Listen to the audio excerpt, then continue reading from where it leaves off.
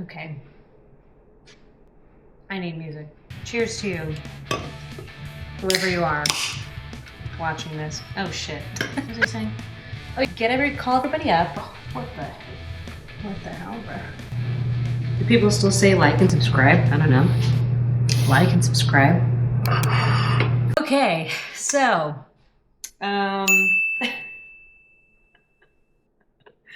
we are going to be making some stuff today. Huh? I say some stuff. We're going to be making some flower petal buns.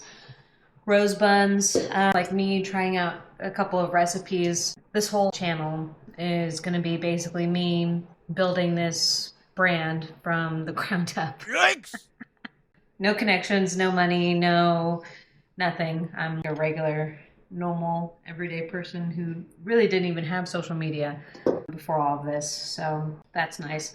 So part of the brand and the business is this monthly mail club, and part of that mail club, occasionally you get, well, you're going to get goodies every single month along with the letter, but occasionally you'll get letters from Baker, this little elf baker. It's a fantasy mail club.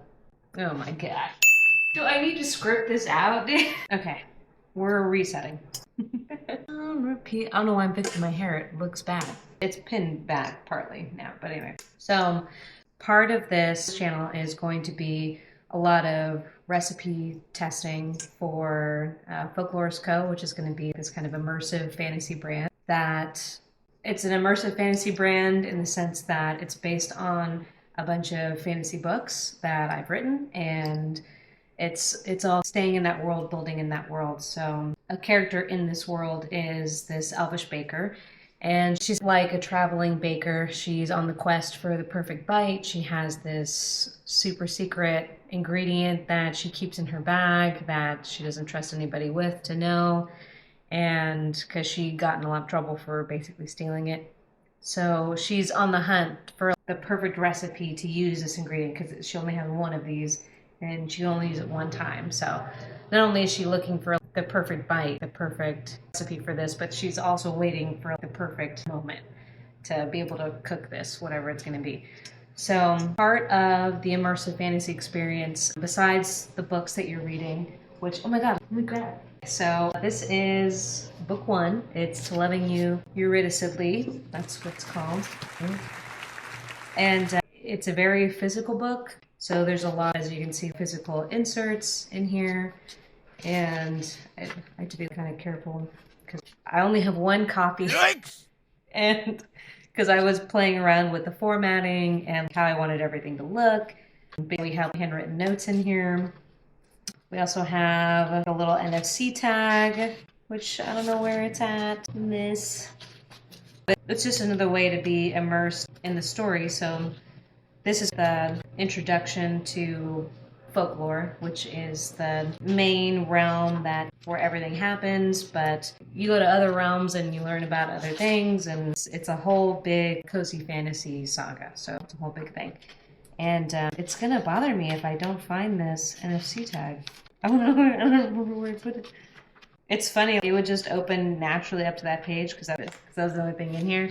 And now that I have all these other things in here, other things take weight. So here's the little NFC tag, which connects to a Substack, which does more world building. But anyway, so this is the first book in a lot of books that build off of this world, right? And every single book is a standalone story, except for one or two, which are sequels of other books. But the idea is like you can pick up any one of these books and its own story. Maybe other characters are mentioned and you have cameos and things like that, but you don't necessarily need to read every single book. And it's not like Marvel where you have to watch this thing to understand this thing, and then you have to read this comic and then watch this movie. And it's immersive in that kind of sense, but it's not that rigid where if you don't catch everything, like obviously you won't Easter eggs and things like that, smaller type things, but you can still read To Loving You Eurydicidly and never pick up anything else from folklore and then be fine. And then vice versa, you can pick up Renette or The Traveling Tavern or any of the other books that I plan on publishing, and they're their own thing. So going back to this whole thing that I'm doing here. There's a bunch of different ways that the universe gets expanded on. So there's a Substack, which kind of goes into details on another character's timeline, and then there's this monthly mail club, and this monthly mail club that I'm going to get started. You get letters from all the different characters in all the universe, and I say the universe as a whole. So you get these little snapshots of people just writing to this imaginary pen pal, which is you. And the very first one that you do is that you get when you subscribe is from a elvish baker who, like I said, is on the hunt for the perfect bite. So she's still a traveling chef. So because of that, the first letter that you get is going to be these flower buns. And these flower buns are from Eat Your Flowers by Loria Stern. So this is what we're gonna be making. I don't know how well you can see that. This is what we're going for. I've made this recipe a couple of times now. So the thing about me is I'm really bad at following a recipe. I end up tweaking it on the fly, or I'll realize, oh, I'm out of powdered sugar, so I'll use something else, or I'm out of milk, so I'll use juice or something. I don't know. It ends up being hard for me to just stick to a recipe. But I've tinkered with this one a couple of times, intentionally tinkered, and we're gonna go off book a little bit. So we're gonna be doing this as a base.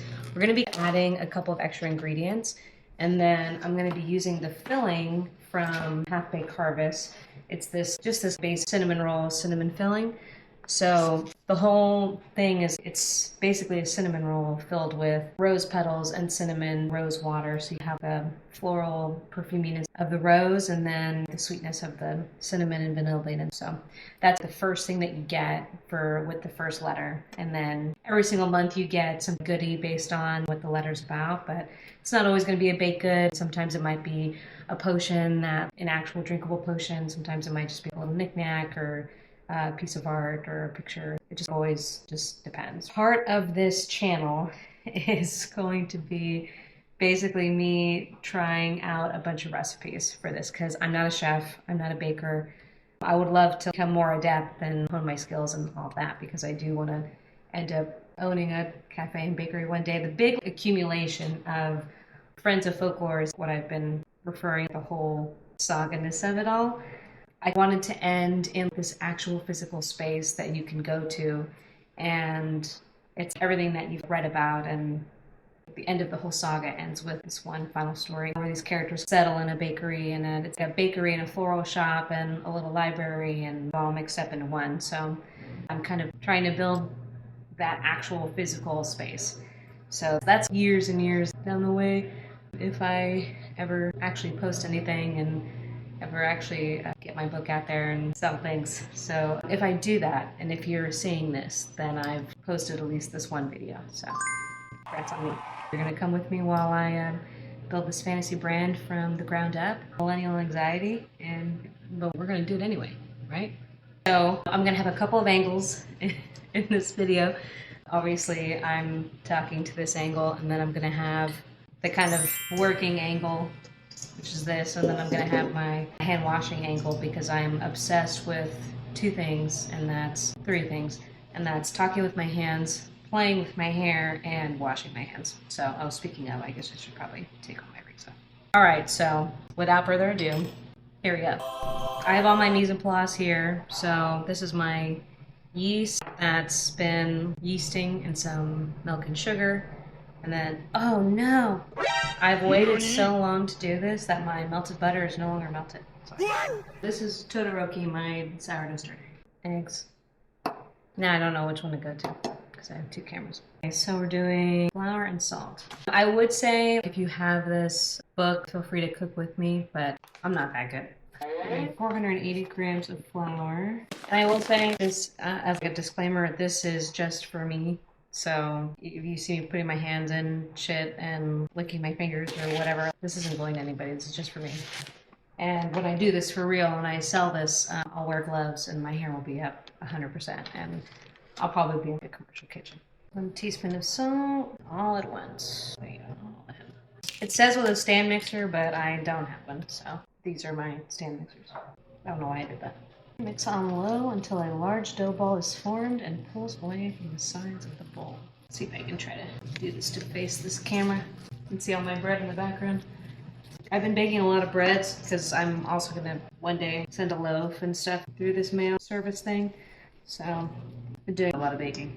I feel like I'm shaking this table a lot, so.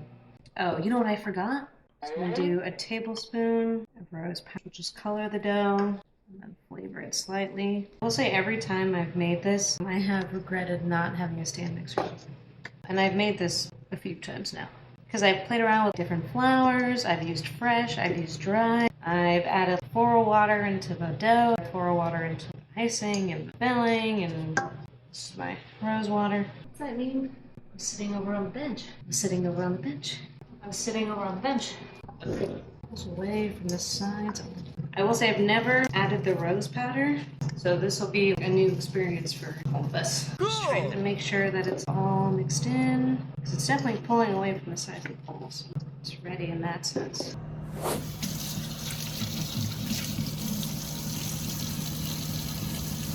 Alright. I feel like it looks looser than it normally is. It can't be from the rose powder. If anything, that would make it harder to mix, not easier. Did I overcalculate the butter? No, because I wrote on here 1 stick and 4 tablespoons. I tend to write notes in cookbooks, really any books, in the margin, just to help me. So you see in here, it says, it's telling me how much to roll out the dough, and I have a couple measurement notes here to remind me, because I don't know how much half a tablespoon is in teaspoons, because I don't have half a tablespoon. So back to this. I'm sitting over on the bench. The dough is slightly wet. Let's see what happens. I forgot to mention, this is my strawberry spatula. You've officially entered into the Strawberry Princess kitchen, so everything I own is strawberries, if there's a strawberry option. I should really make a strawberry bun. I could do a strawberry bun, and then I could have strawberry powder in the dough, and then maybe a strawberry butter or strawberry jam spread on the bottom. And strawberries make flowers, so I could do strawberry flowers for the floral part. After it's done. We're gonna focus on this right now. When strawberries are in season, because I'm trying to stay in seasonality and eat with the seasons and be as sustainable as possible, as a business can be, but I have to try it first. Anyway, so now we're letting this rest for an hour. It's gonna be my sheet pan. So all the dough is rising. I thought I had on my mise en place, but I didn't. If you're wondering why my thumb looks like so disgusting, I almost chopped it off the other day, accidentally. All the shit that's taken on you, just show. So this is roughly 5 cups of fresh rose petals with 1 cup of sugar split between everything. Some rose water, and we're just gonna macerate the flower petals. But probably not use this hand because I don't need to get sugar in my cut. And if you are trying to cook at home with me, or if you're just using flower petals for any kind of cooking in general, I feel like I have to say this as a disclaimer, but don't just buy flowers from the grocery store. You want to get food grade flowers so that nothing is covered in any pesticides. Don't already putting so much poison in our bodies anyway, don't put extra poison in your body. So only food grade flowers, please. I think all the sugar is dissolved. Oops. I need one of those tap faucets. When I have my own house, I'm gonna have that. All right, so we still have some time, so we'll make this other filling. Oh, I don't have a vanilla bean. So here's what happens. Just brings me back to you. And voices in my head. Should be using regular brown sugar, and I do have regular brown sugar, but that's unopened, and this dark brown sugar needs to get used, so we're using dark brown sugar. Okay, so it's dark brown sugar. 2 tablespoons of cinnamon. The filling, I feel like you can really just season with your heart. It's really just helping me to keep track of how much is there. Does it give me 1 tablespoon of vanilla paste equals 1 vanilla bean. Thank you. So, we're also going to deviate a little bit more from the recipe. So this is just like a stick of unsalted butter, like 7 tablespoons of a stick. I've tried mixing it with sugar into a paste and then spreading it, and then it never ends up being enough. and then it ends up clumping in places. So I'm going to try to cut it and spread it and then put the filling on top of it and press the filling in.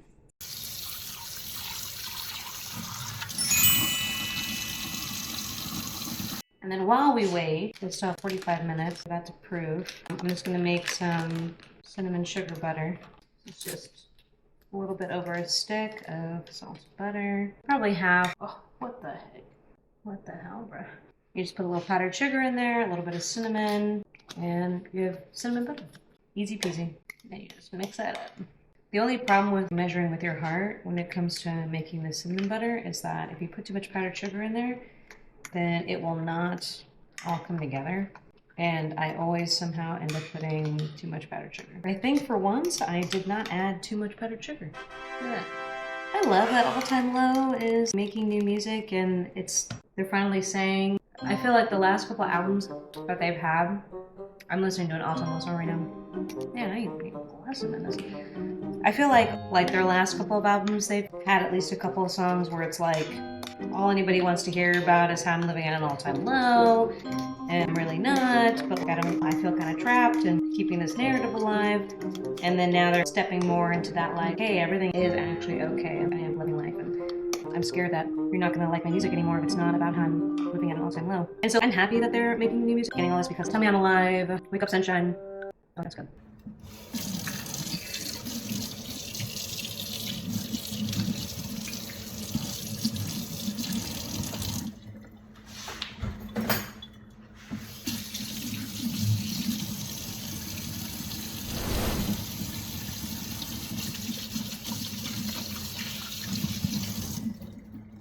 I love all these albums, and I think that they all sound really good. Are you freaking serious, bro? Are you fucking serious right now? I literally just washed my hair.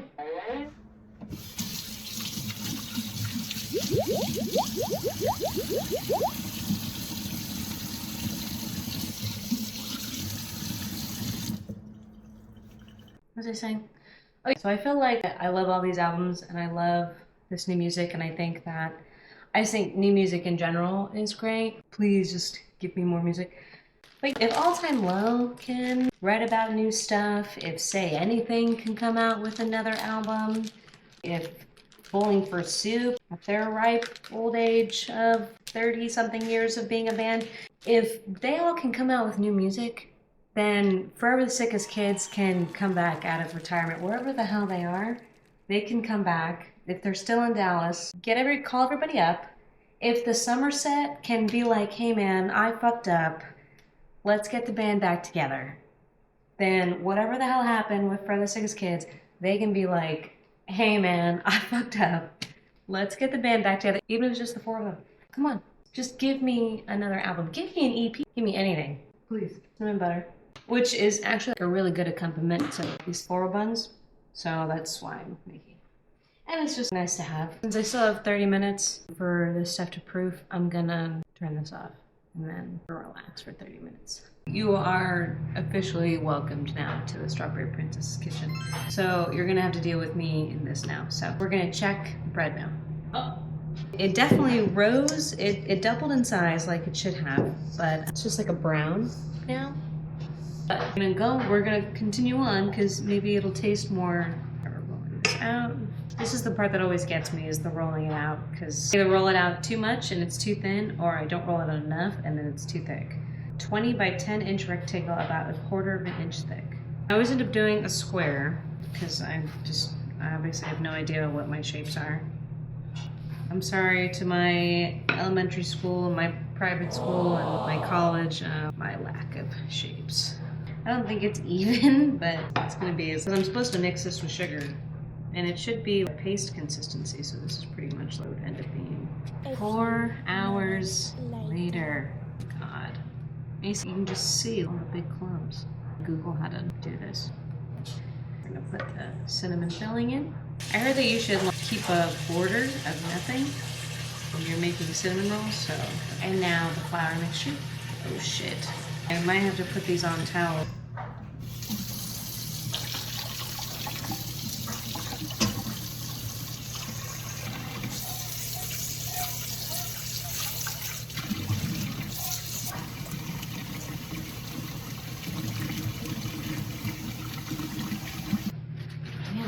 worried that all of this liquid is gonna make the stuff seep out, so we're gonna dry it a little bit. Know that it was probably because of this. And that's like before I'm selling this to anybody, before taking strangers' money. I can make as many mistakes as I want, because this is all just for me right now. Like giving this to anybody, I wouldn't feel bad. All the filling came out.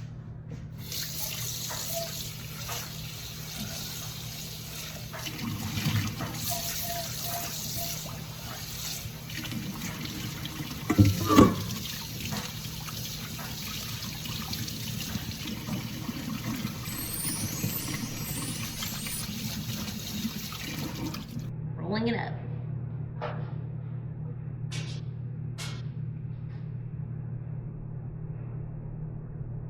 All the filling is definitely going to come out. I can seal it up as best as I can. It's like a little tongue. That looks like a little shit. It's like a little poop. I just made it uglier. It's a shame that like you eat with your eyes first, because man, I can make some really tasty stuff, but I do not know how to play. Whoa, this is really loose. I'm just gonna seal you all up. Got me thinking abstract.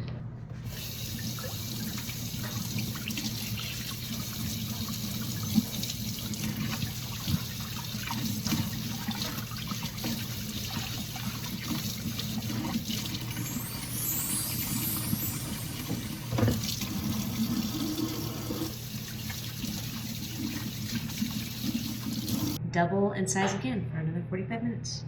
So they're looking cute now. I will see you in 42.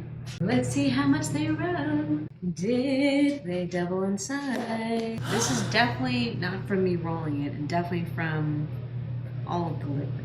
So my egg wash here. Man, I'm kind of upset that the filling got so wet, but this is all a test. So it is more than it does not work out, because every failure is a learning opportunity. Oh shit. I forgot the butter was in there. The alarm is gonna go off. Okay. I forgot that I left this in there. I was gonna make some icing, but I forgot to leave the butter out to get to room temp. So the trick is just to turn the oven light on and you leave it in there for like 10-15 minutes. And it comes to room temp, it softens up pretty quick, but not if you forget it's in the oven. The good news is that the alarm didn't go off.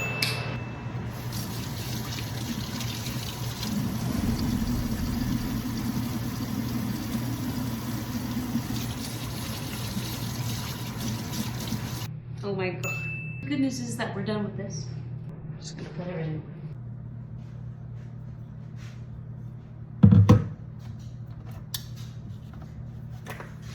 So, you're probably wondering, or maybe you're not, but I'm gonna tell you anyway.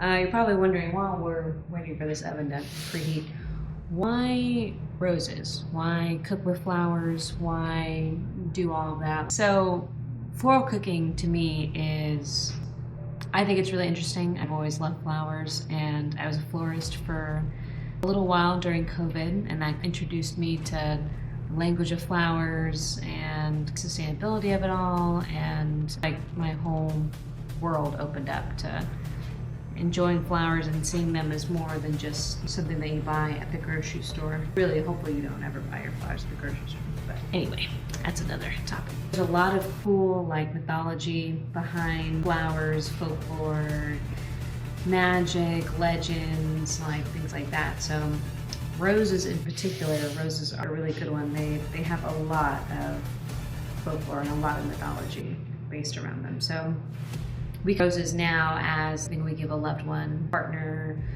a best friend, a mom, a parent, like a sibling. Red roses for love, yellow roses for friendship, white roses for purity, things like that. That's what we associate roses with now. But back in the day, back in Middle Ages type thing, roses were actually seen as extremely powerful, extremely seductive, very dangerous, low-key kind of evil. So for instance, say you have a big bad demon coming after you and you didn't know where to turn, you were trying to get away from it, so your first thought as a God-fearing person is to go to church and try to seek salvation from this demon, right? And so say you go to this church and the priest or pastor or rat fire or whatever, greets you and you're like, hey, I've got this big bad demon after me. If they're scared, if they feel like, oh God, I don't think I can take that guy on, then they would actually get a bundle of rose petals and they would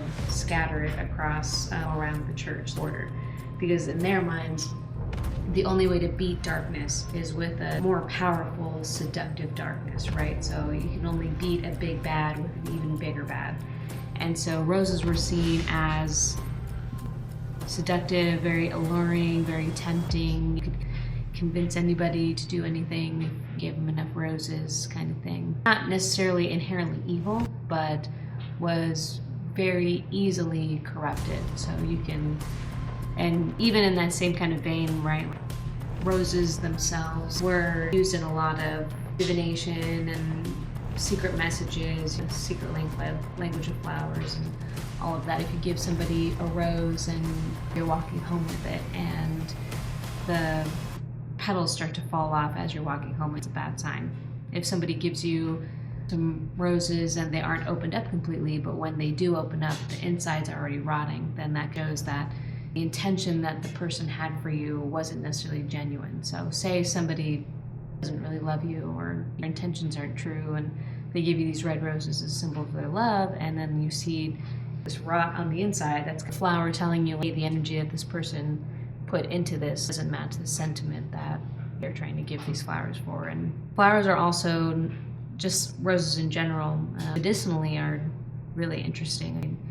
They have a lot of calming properties, they have a lot of antioxidants in them, so not only are they beautiful, but they can also be good for you too. Not necessarily like this sense with all the butter and the sugar and all of that, so it's not necessarily, I'm not trying to say this is healthy, but even fast forwarding a little bit in time, my roses were still, they were a symbol of secrecy. So a bouquet of roses hung upside down. So you either have a bouquet of roses upside down in a vase, or maybe they're hanging from the ceiling. And that symbolized, like, if you're saying anything underneath a bouquet of upside down roses, then that's kept between the people that are in the room, right? It was such a prevalent thing that mobsters would get tables commissioned with a bouquet of roses carved in the center of the table. So that way everybody would know, hey, whatever's at this table stays at this table.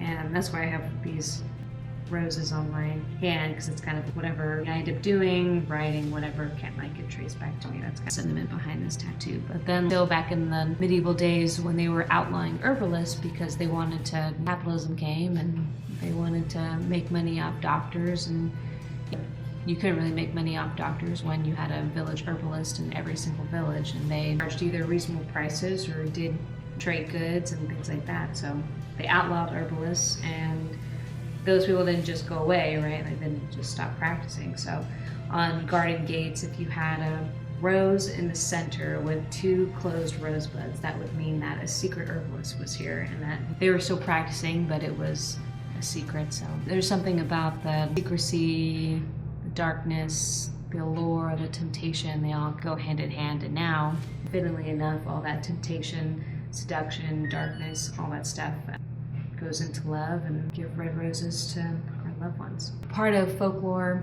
or Friends of Folklore, the whole idea is like flowers, fantasy, folklore. So I just, coming from being a florist, even though I wasn't a florist for a long time, it still resonated with me a lot. So folklore is going to have a lot of language of flowers, and you're going to learn a lot about different herbs, different flowers, different plants, real world medicinal facts, and how you can turn those into tinctures and potions and elixirs and things like that. And it's all based in this fantasy sense, but it's all still, very real world information. So it's kind of like marrying that bit of folklore, but you're also actually learning something, but it doesn't necessarily feel like it because it's all based in this fantasy realm. I'm not going to say every single thing that I bake and cook is going to have flowers in it, but it's going to be a lot. I would love one day to make a really thick floral cookbook, so the all-encompassing encyclopedia, thick text.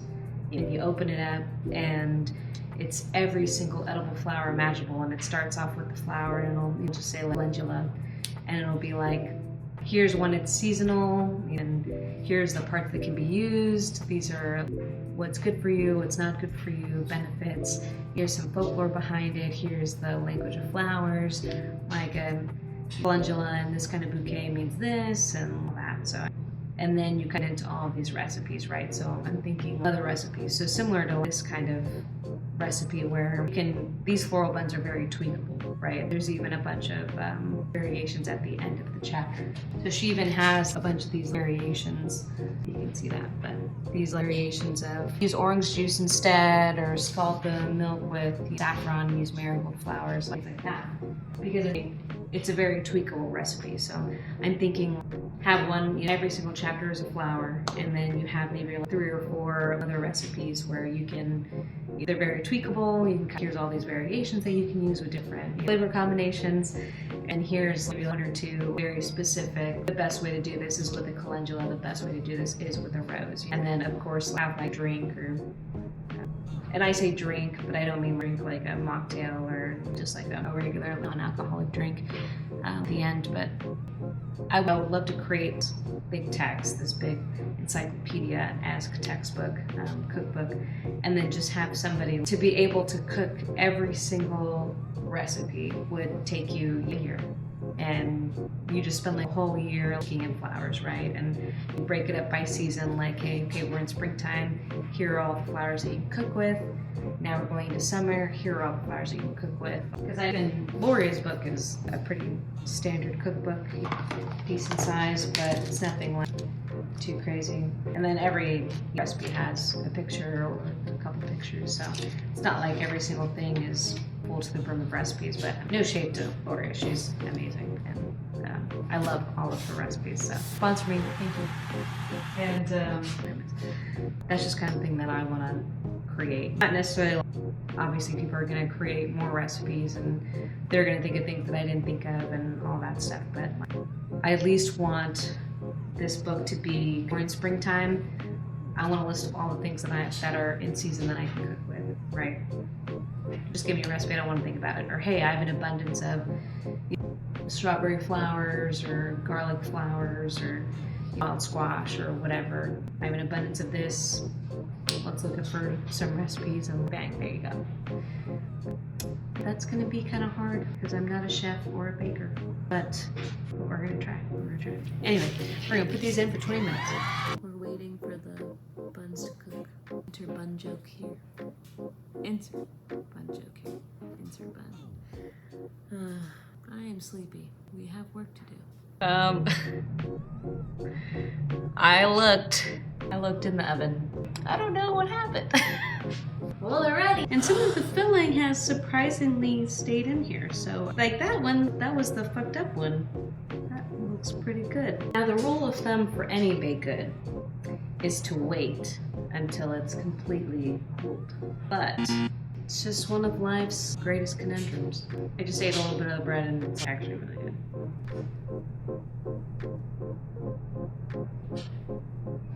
They might be slightly underbaked, just like ever so slightly. Still looks a little pink on the inside.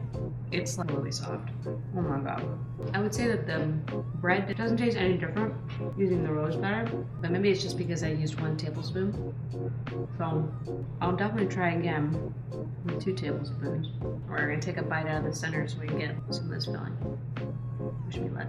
Oh, they're actually very hot. Roses are just so good. Flavor wise, it's adding in the rose batter. Didn't really do much except for change the color. So that's good, but I think I like it. I like it looking like this. I don't know if you can necessarily tell. I don't know if you can tell how pink that is on the inside. It's really brown and beige on the top, but on the inside, it's not crazy pink, but you can tell there's a pink tint to it. I like it. Just dip that in there. Oh, that's such a good filling. Well, oh my god. Well, that was the floral buns. We're gonna recreate the recipe. We're gonna try it with 2 tablespoons of rose. See if that changes the flavor, and I'm gonna see, and I'm not gonna put as much rose water in the flowers to macerate them. And then we'll go from there. So thank you for watching all the way to the end. I don't know how to sign off.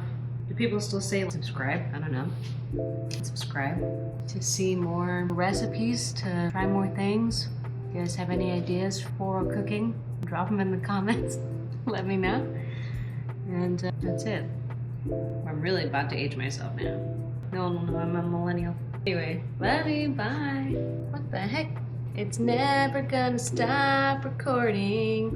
How do I? Oh my god, my hair looks insane. I look crazy. I'm gonna turn you off. It's still recording. Even if I hit stop multiple times. Why are you doing that? I need light or something. Oh my god. See, this is why I'm glad that I couldn't see myself the whole time. Because I would have just been messing my hair a lot more. Man, can you believe this shit? Holy shit. Ugh.